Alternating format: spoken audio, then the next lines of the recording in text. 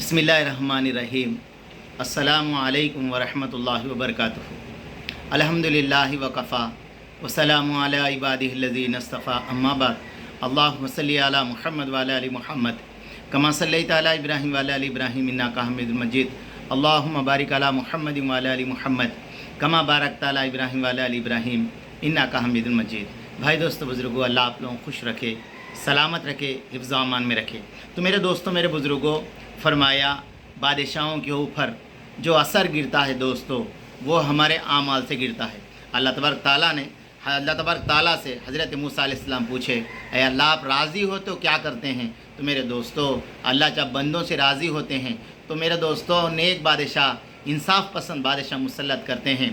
और मेरे दोस्तों माल फरमाया गनियों को देते हैं, सखियों को देते हैं। और फरमाया दोस्तों अल्लाह तबारक ताला मौसम में बारिश बरसाते हैं। तो मेरे दोस्तों जब नाराज़ होते हैं तो मेरे दोस्तों माल बखीलों को देते हैं, जालिम बादशाह को मुसल्लत करते हैं, बेमौसम बारिश बरसती है। अल्लाह हम सब की हिफाज़त करे। तो मेरे दोस्तों हज़रत अली रज़ी अल्लाह तआला अन्हु से किसी पूछने वालों ने पूछा, खुलफ़ाए राशिदीन, फरमाया अली पहले के बादशाह ऐसे होते थे, आज के बादशाह ऐसे क्यों नहीं है?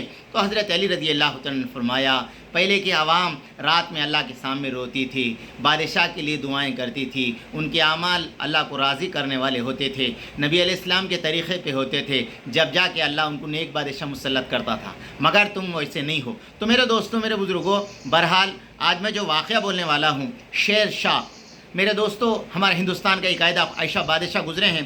5 साल की मुख्तसर मुद्दत के अंदर वो तामीरी ताज़ीम इस्लाही के कारनामे अंजाम दिए जिसके लिए सदी मुद्दत तक दरकिनार है। और इसके बावजूद अपने मामूलात इबादत के अंदर आपको कोई फ़र्क ना आया। शेर शाह 2 तिहाई रात सोने के बाद मेरे दोस्तों, मेरे बुज़ुर्गों, ख़ास कर आज हमारे पास जो सबसे बड़ी नहुसत फैली हुई है, रात में जागना। शेर शाह सूरी 2 तिहाई रात गुजरने के बाद ज़रूरत से फारिग होते और गुस्ल फरमाते। मेरे दोस्तों हज़रत उस्मान ने फरमाया, जो सेहतमंद रहना चाहता है वो डेली गुस्ल करे और खुदा के हुजूर के हाथ फैलाकर खड़े हो जाते, नफिल से फारिग हो जाते, ज़िक्र वज़ाइफ में मसरूफ़ हो जाते, बाद मुख्तलिफ़ महलों से असबाबात कामों को देखते, आने वाली की ज़रूरत के मामलात से मुतालिक अहकाम ज़िम्मेदारियों को हिदायत फरमाते, इस पर प्रोग्राम फरमाते, इनके अहम कामों से फारिग होकर नमाज फ़जर के लिए वज़ू फरमाते, हमेशा जमात के साथ नमाज अदा करते, नमाज के बाद ज़िक्र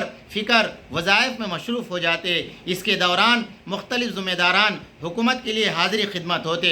आप इशराक़ की नमाज से फारिग होकर लोगों की ज़रूरत को मालूम करते, ज़रूरत के मुताबिक घोड़े, जागीर, इलाका, माल लोगों को अता फरमाते, फिर लोगों की मुक़दमे की तरफ तवज्जो फरमाते, फरियादी की फरियाद सुनते, फरियादी की हाजत को पूरी करते, फिर शाही फ़ौज, हथियार, तैयारों का मामला करते। और जो लोग फ़ौज में भर्ती होना चाहते हैं फरमाया इनकी सलाहियतों को देखते और इनकी तकरीर के अहकाम को सादिर फरमाते।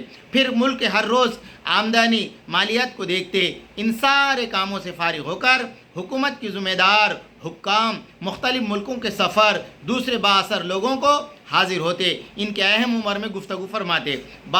बाद हुक्काम अहलकारों को दरख्वास्त पेश की जाती, आप गौर से सुनते और हुक्म को लिखवाया जाता। इससे फारिग होते, दस्तरखान बिछाया जाता।